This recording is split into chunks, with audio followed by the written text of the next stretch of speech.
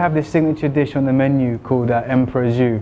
Actually, the best crabs we purchase are Sri Lanka crabs because the meats are very fresh, sweet and solid. It's actually a great concept that, you know, it's very personal to Francis. And actually when he cooked it for me and I tasted it, you know, I was actually literally blown away. So we have this other signature dish that we want to showcase today for you. It's called golden duck. And it's really just about elevating the main feature of the dish, which is duck. That's why it's called the golden duck. You know, Francis and I go into the markets and to the farms and we sort of try and source the best product. So we want to showcase and give this product the best light that it can have.